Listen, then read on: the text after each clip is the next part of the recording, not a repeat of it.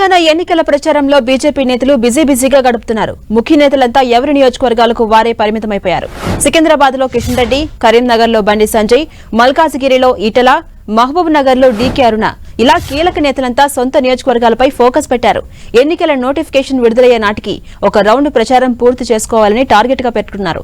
నామినేషన్ల పర్వం మొదలైతే జాతీయ నేతల తాకిడి ఉంటుందని భావిస్తున్నారు. అప్పుడు మోదీ, అమిత్ షా, నడ్డా సభలకు ముఖ్య నేతలంతా అందుబాటులో ఉండొచ్చని ఆలోచనలో ఉన్నారు.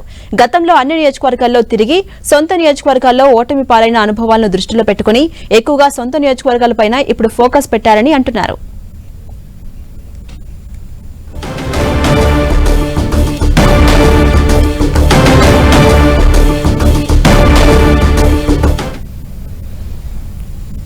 ఇదే అంశంపై మరింత సమాచారం మా ప్రతినిధి అజయ్ అందిస్తారు. అజయ్, తెలంగాణ ఎన్నికల ప్రచారంలో బీజేపీ నేతలంతా కూడా బిజీగా గడుపుతున్నారు. తాజా అప్డేట్స్ ఏంటి?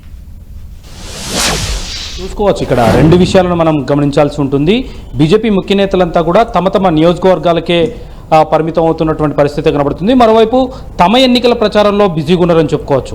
అయితే తెలంగాణ వ్యాప్తంగా లోక్సభ ఎన్నికలకు సంబంధించి షెడ్యూల్ విడుదలైనప్పటికీ ఇంకా నోటిఫికేషన్ విడుదల కాలేదు.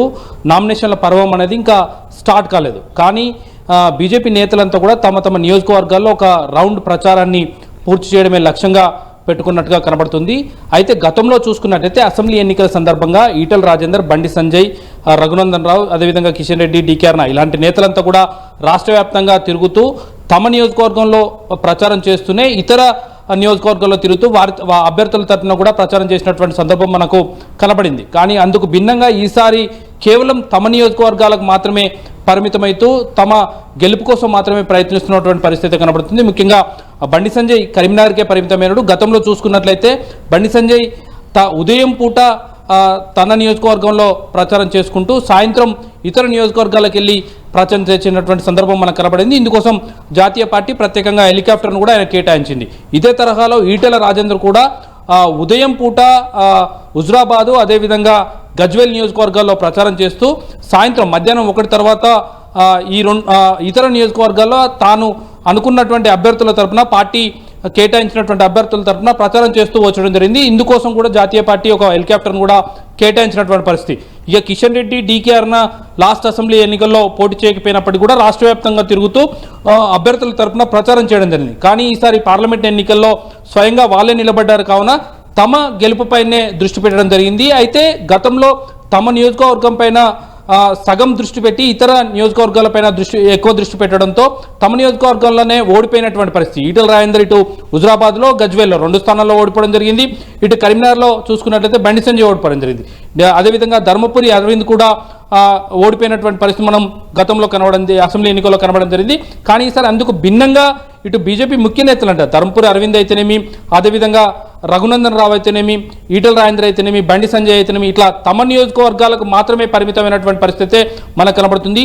బీజేపీ రాష్ట్ర అధ్యక్షుడు, కేంద్ర మంత్రిగా ఉన్నటువంటి కిషన్ రెడ్డి కూడా వారానికి 1-2 రోజుల్లో ఇతర నియోజకవర్గాలకు ఢిల్లీ వెళ్ళినప్పటికీ కూడా పూర్తి స్థాయిలో మాత్రం సికింద్రాబాద్ నియోజకవర్గానికే పరిమితమై తన గెలుపు కోసం ప్రయత్నాలు అయితే చేస్తున్నటువంటి పరిస్థితి కనబడుతుంది. అసెంబ్లీ ఎన్నికల్లో తరహాలో కాకుండా పార్లమెంట్ ఎన్నికల్లో చావోరేవో ఉన్న పరిస్థితి నేపథ్యంలో ఖచ్చితంగా గెలిస్తే తప్ప భవిష్యత్తులో రాజకీయ భవిష్యత్తు ప్రశ్నార్థక అవుతుందన్న సందర్భంలో ఈ నాయకులంతా కూడా తమ నియోజకవర్గంలో ప్రచారాన్ని ముమ్మరం చేసుకున్నటువంటి పరిస్థితి మనకు ఒక రకంగా కనబడుతుందని చెప్పుకోవచ్చు. అయితే బీజేపీ నేతలు చెబుతున్న ప్రకారం మరోసారి కేంద్రంలో బీజేపీ అధికారంలోకి రావడం ఖాయం. అందులో మేము భాగస్వామ్యం లేకపోతే రాజకీయంగా కూడా ఇబ్బందులు ఎదురవుతాయన్న దృక్పథంతో కూడా పార్టీ నేతలు ఉన్నటువంటి పరిస్థితి మనకు కనబడుతుంది. ఇదంతా ఒకవైపు అయితే, మరొక వైపు చూసుకున్నట్లయితే ఎన్నికల ఏదైతే నోటిఫికేషన్ ముందే ఒక రౌండ్ ప్రచారం చేసుకుంటే నామినేషన్ల తర్వాత బీజేపీకి సంబంధించినటువంటి జాతీయ నేతలు ఎక్కువగా తాకిడి ఉంటుంది. ఏదైతే అసెంబ్లీ ఎన్నికల తరహాలోనే పార్లమెంట్ ఎన్నికల తరహాలో కూడా పార్లమెంట్ ఎన్నికల సందర్భం కూడా జాతీయ స్థాయిలో నుండి వచ్చేటువంటి నేతలు వరుసగా రావడం, వాళ్ళు వచ్చిన సందర్భంలో వాళ్ళకి రిసీవింగ్ కానీ వాళ్ళు హాజరయ్యే సభలకు హాజరు కావాల్సిన అవసరం తప్పకుండా ఉంటుంది. ఎందుకంటే వీళ్ళు నరేంద్ర మోదీ, అదేవిధంగా అమిత్ షా, జేపీ నడ్డా సభలకు కనీసం ఆహ్వానానికి పోకపోయినా సభకు పోకపోతే ఆహ్వానానికి పలకాల్సిందిగా వెళ్లాల్సిన అవసరం అయితే ఉంటుంది. అలాంటి వాటికి వెళ్ళాలంటే ఖచ్చితంగా ఇప్పుడు నియోజకవర్గాల్లో ప్రచారం పూర్తి చేసుకుంటే తప్ప ఆ సభలకు టైం ఉండదన్న ఉద్దేశంతో నియోజకవర్గాలకు పరిమితమై పూర్తిస్థాయి కాన్సన్ట్రేషన్ అయితే తమ నియోజకవర్గాలపైనే పెట్టినటువంటి పరిస్థితి మనకు కనబడుతుంది. అలాగే అజయ్, గతంలో చూసుకుంటే ఎవరెవరు ఏ నియోజకవర్గాల్లో ఓటమి పాలయ్యారు, దానికి వినూత్నంగా ఈసారి ఎలాంటి వ్యూహంతో ముందుకెళ్లబోతున్నారు? మనం చూసుకోవచ్చు. దుబ్బాకలో చూసుకున్నట్లయితే రఘునందన్ తన నియోజకవర్గంలో ప్రచారం చేసుకుంటే ఇతర పార్టీ కేటాయించినటువంటి ఇతర అభ్యర్థుల తరపున కూడా ఆయన ప్రచారం చేయడం జరిగింది. కానీ దుబ్బాకలో ఆయన ఓడిపోయినటువంటి పరిస్థితి మనం చూసుకోవచ్చు. అదేవిధంగా కరీంనగర్లో బండి సంజయ్ పోటీ చేసినప్పుడు కూడా ఆయన రాష్ట్ర వ్యాప్తంగా దాదాపు 60 నియోజకవర్గాల్లో గతంలో ఆయన ప్రచారం చేయడం జరిగింది. కానీ సొంత నియోజకవర్గాల్లో ఆయన ఓడిపోయినటువంటి పరిస్థితి కనబడుతుంది. ఆయన ప్రచారం చేసినటువంటి కొన్ని నియోజకవర్గాల్లో పార్టీ గెలిచినప్పటికీ కూడా ఆయన సొంత నియోజకవర్గంలో ఓడిపోయినటువంటి పరిస్థితి కనబడుతుంది.